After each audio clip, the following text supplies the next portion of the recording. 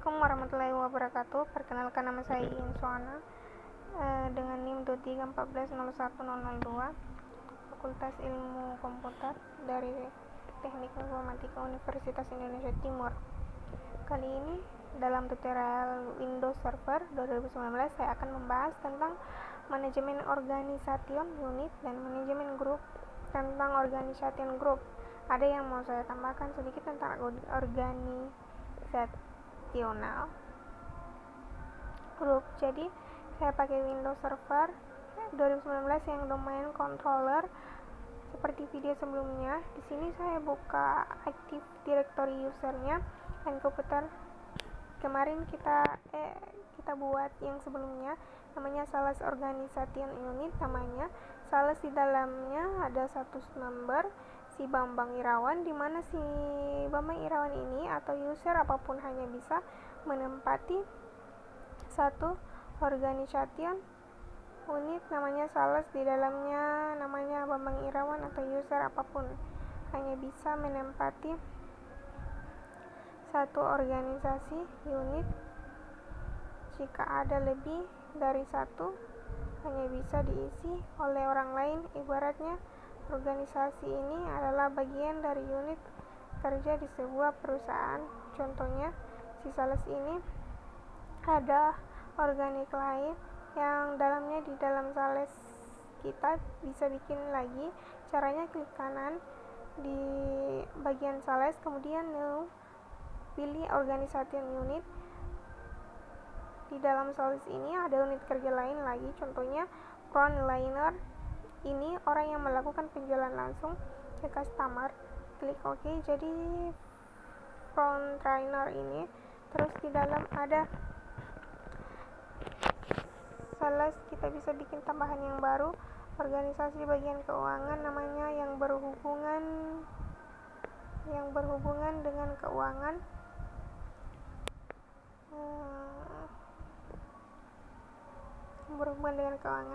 Transaction yang belum bagian transaction, berarti di dalam Sales ini ada DO, yakni frontliner transaction. Kita bisa isi di sini siapa saja orang-orang yang akan menempati. Contohnya di sini saya pilih si Iwan Sukman, segmen saya pilih, klik kanan, terus move ke Sales. Di dalamnya ada frontliner, klik kanan. Jadi frontliner ini ada si satu bagian transaction. Ini kita praktik membuat organ ini dilakukan oleh sistem administrator atau administratornya. Sebenarnya ini bisa dilakukan oleh orang lain atau karyawan lain selain bagian dari IT-nya.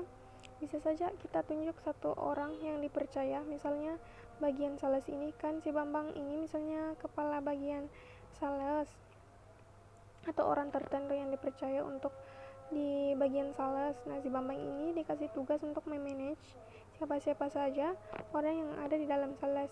Di dalam orang Sales ini bisa memilih orang-orang yang bisa masuk ke bagian Sales, siapa saja yang lebih cocok untuk melakukan. Tapi tidak apa-apa, misalnya contohnya Bambang ini bagian Sales, dia orang dipercaya bagian Sales, kita bisa kasih kuasa kepada si Bambang untuk memanage. Caranya klik kanan Sales, kemudian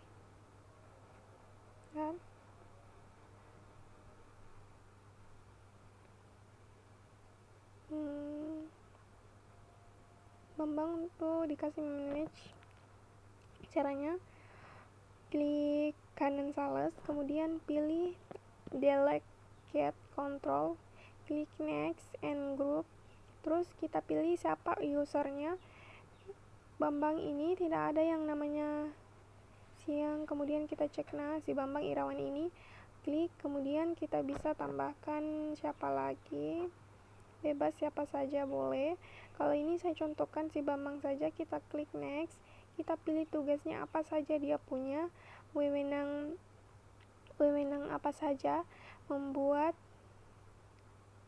menghapus, dan user akun atau cuma sekedar read all. user information cuma sekedar melihat saja, membuat dan memanage grup, memodifikasi membership, over group, manage group, police, dan berbagai macam tugas lainnya sesuai dengan job Bambang ini.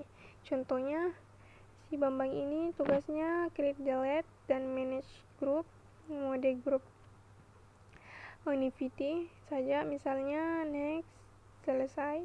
Si Bambang punya akses ke bagian sales.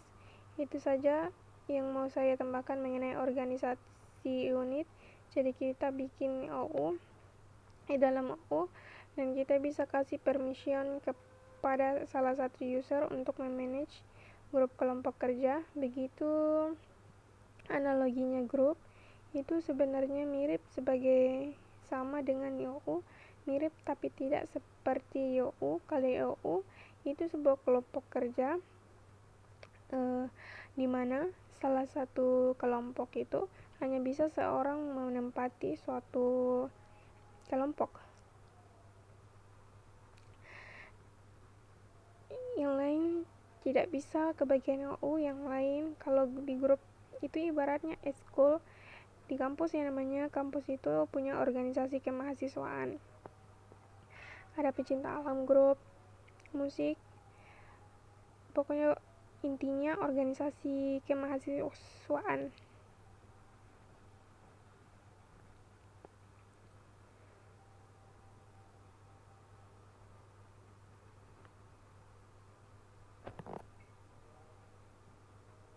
Mahasiswa lebih dari satu organisasi.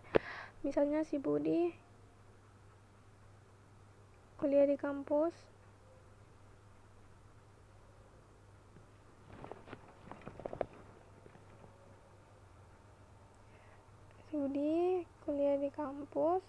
terus ikut PMI. Habis si Budi juga anggota kesenian. Jadi tidak masalah selama tidak mengganggu perkuliahan. Analoginya grup itu seperti itulah. Satu grup bisa berisi banyak user, dan satu user bisa menempati banyak grup. Distributor dan kedua security, bedanya apa tugasnya? Kalau distributor grup yang di step beyond, grup yang sifatnya distributor hanya bisa bertugas untuk membuat daftar email, daftar distribusi email. Misalnya di sebuah perusahaan ada grup namanya grup tenis meja buat karyawan. Listnya ada email sendiri dan alamat emailnya. Setiap kali broadcast kirim email bisa mendistribusikan ke semua anggota di grup. Si grup teknis tersebut jadi namanya email list distribution yang hanya bisa mengirim email. Lalu ada grup type lainnya. Security adalah sebuah grup yang punya level tinggi. Dia bisa mengisi dari masing-masing user dan bisa mengirim email juga dan mendistribusikan email, sama seperti tipe distribution. Cuma tambahnya dia bisa mengubah permission, jadi mengubah user itu tertentu untuk mereset atau mengizinkan untuk mengubah sistem. Selain itu, security group ini juga bisa berbagi research, bisa berbagi sharing file. Kalau misalkan ada sebuah grup namanya grup finance,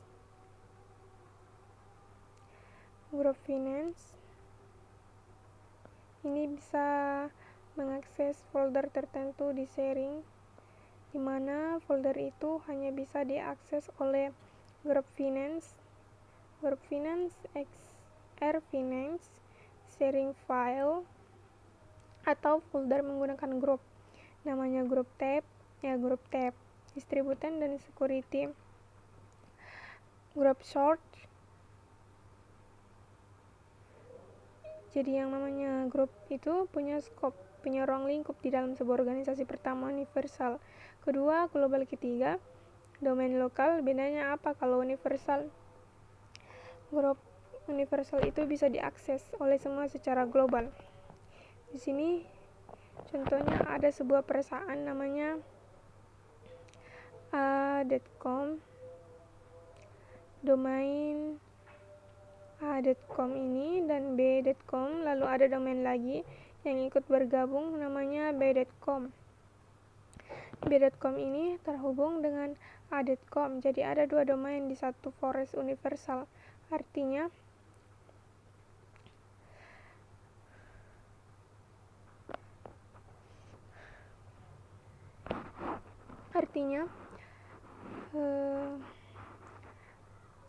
grup ini bisa diakses di satu forest utama sekalipun dia berbeda.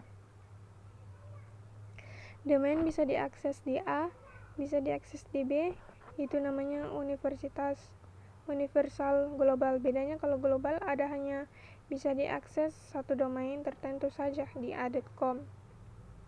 Ini dia satu forest tapi dia satu domain, cuma di A saja, dan juga .com ini namanya global. Lalu kalau domain lokal ini satu domain lokal saja, contohnya di double.com atau b.com, jadi dia hanya bisa diakses di lokal saja. Yang namanya grup domain lokal. 3 grup scope ini harus dipahami supaya tidak tumpang tindih pemahamannya. Jadi kita tahu penempatan grup di mana, ada universal global dan domain lokal. Sekarang kita praktik membuat cara di server domain.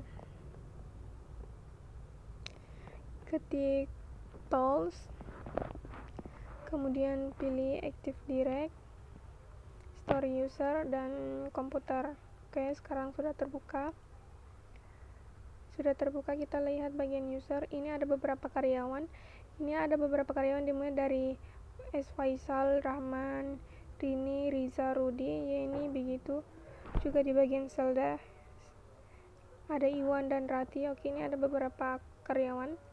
Sekarang kita bisa buat sebuah grup. Untuk membuat sebuah grup, kita pilih dulu grupnya. Mau ditaruh di mana? Mau di suka-suka.com atau di dalam user ini? Tidak boleh juga di bagian sales. Nah, contohnya di bagian user, caranya kita klik di sini, ini icon yang ini grup, atau kita klik kanan yang di sini, pilih new, kemudian pilih grup. Nah, grup lain nama grupnya misalnya grup sepeda jadi karyawan yang ada suka sepedaan. Misalnya kita pilih grupnya mau domain lokal, global, atau universal, karena ini untuk satu perusahaan. Misalnya kita mau bikin grup untuk satu perusahaan, pilih saja global, grup tab-nya security atau distributor, karena ini cuma sebuah organisasi buat have fun saja. Jadi kita pilih security, pilih distributor. Jadi fungsi dari grup ini kita menyebarkan berita ke teman-teman lewat email. Biasanya kita klik OK. Nah, jadi grup sepedaan ini untuk mengisi orang-orang siapa saja di dalam sini, yang kita masukkan dengan dua cara. Pertama dengan cara masuk ke sepedaan ini, caranya klik, kemudian member, mau tambahkan siapa, misalnya kita ketik saja hari ini, kemudian check name, ada tidak namanya hari ini? Oh ya, ada. Hari ini Amanda, kita klik oke. Jadi membernya ini Amanda, klik lagi, kita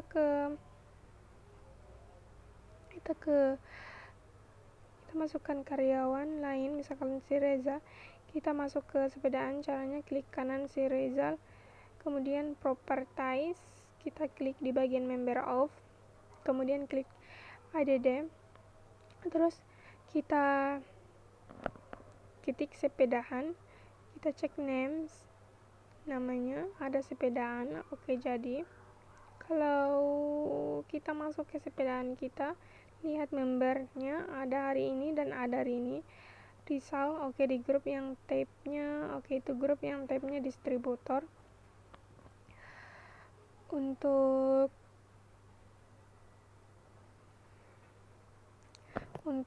security-nya sama saja. Cara bikinnya kita bisa bikin di sini, misalkan create new group, misalnya group name-nya finance, misalnya tidak sales saja, kita grup sales. Kita beda ini, yang ini sales, ini grup, kalau yang ini oke, sifatnya global. Kemudian tutupnya, tutup security. Kenapa security-nya? Karena grup sales ini nantinya bisa kita gunakan untuk sharing-sharing file. Untuk member sharing file, member kita bisa ada seperti biasa, misalnya si Rudy, boleh masukkan si Rudy, jadi Rudy masuk ke bagian scope sales, jadi ada di video selanjutnya tentang bagaimana cara kita membuat folder yang bisa di-share ke banyak orang, tapi kita bisa share ke grup. Kalau ada yang sudah tahu caranya, sharingnya pasti mengerti caranya. Contohnya, bagaimana cara kita tadi membuat OU, di dalam OU lalu kita membuat namanya grup atau mobile manajemen.